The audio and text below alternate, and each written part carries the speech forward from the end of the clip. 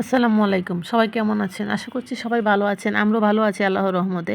তো এটা হচ্ছে বৃহস্পতিবারের রাতের বেলা। তো আমি রান্নাবান্নার জন্য রেডি করতেছিলাম। রান্নাবান্না করব শুক্রবারের জন্য আর রাতের জন্য। তো রান্নাবান্নার জন্য সবকিছু গুছগাছ করছিলাম। দেখছিলাম খুবই এলোমেলো হয়ে আছে। টেবিল বা সব জায়গাতে এলোমেলো হয়ে আছে। আমার যেহেতু ছোট বাচ্চা আছে, আমি এইমাত্র গুছিয়ে গেলে আবারও এসে দেখি আওলা-জ্বালা হয়ে আছে। এটা অবশ্য যাদের ঘরে বাচ্চা আছে তারা ভালো করেই বুঝবেন যে বাচ্চা থাকলে কিরকম গোছালো করে রাখে। বেশি সময় আমাদের ঘর গুছগাছ করা থাকে না। যেহেতু মাত্র দেখলেন যে আমি একটা রুম গুছিয়ে আসলাম, একটু পরে ছেলেকে বালিশ দিয়ে ঘরটর বানিয়ে এই ঘরটা পরিষ্কার করে দিচ্ছে। সোফায় গেলে সেও একই অবস্থা, সোফায় খেলনা টেলনা ডেকে সব কিছু শেষ করে দিচ্ছে। তো এভাবেই চলে আর কি, আর কি আর করা, কিছুই করার নেই। ছোটো বাচ্চা থাকলে এরকম তো হবেই। তো রাতের বেলা আমি রান্নাটা করে নিচ্ছিলাম, যেহেতু শুক্রবার সকালে উঠে আমি রান্না করার সুযোগ পাবো না। আর এদিকে একটা হচ্ছে রেহানা রাকির একটা অনুষ্ঠান চলতেছিল। অনুষ্ঠানটা আমি ট্যাবের মধ্যে দেখতেছিলাম, শুনতেছিলাম আর কি ওনার কথাগুলা।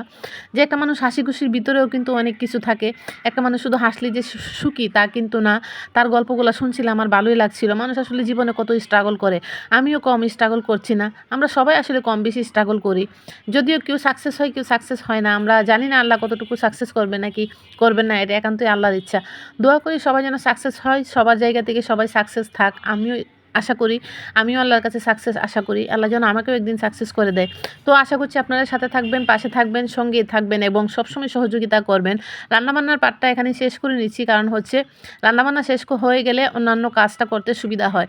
আসলাম রুমে, দেখতেই পাচ্ছেন রুমের কি অবস্থা। আমার ছেলে কিছুক্ষণ আগে মাত্র এই রুমে খেলাধুলা করে গেছে।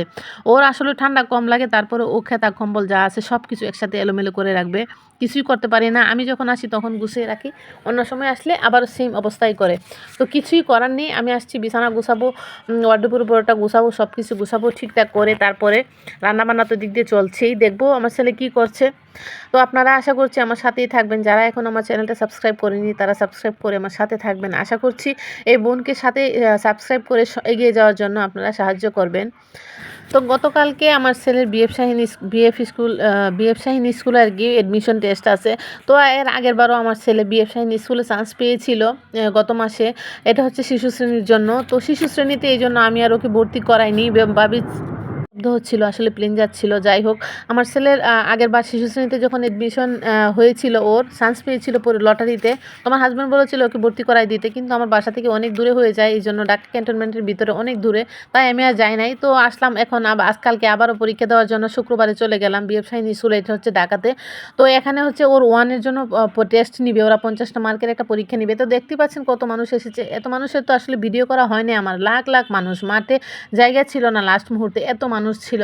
তো ওদেরকে একা ভিতরে নিয়ে গেছে, সব বাচ্চাগুলোকে ভিতরে একা একাই যেতে হয়েছে, কোনো গার্জিয়ান ভিতরে এলাও না, সব গার্জিয়ান বাইরেই ছিল, কাউকে ভিতরে যেতে দেয়নি। অনেক বাচ্চা আছে কান্নাকাটি করা শুরু করে দিয়েছিল, যাবে না একা একা ভিতরে, তাও যেতে হয়েছে, কি আর করা। তো এই তো দেখতেই পাচ্ছেন যে ওদের এক্সাম শেষ হয়ে গিয়েছে, 1 ঘন্টা এক্সাম ছিল, 3:15 থেকে মেবি ছিল, 4টার পরে পরীক্ষা শেষ হয়ে গিয়েছে।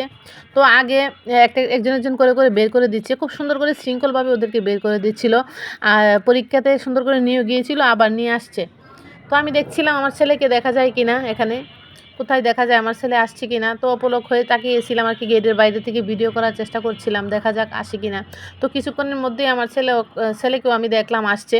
তো আস্তে আস্তে সব বাচ্চারাই কিন্তু চলে আসছে। দোয়া করবেন আমার ছেলে যেন চান্স পায়। যদিও ছেলে লেখাপড়াতে আছে মোটামুটি, ইনশাআল্লাহ আপনাদের আল্লাহর রহমতে দোয়া করবেন।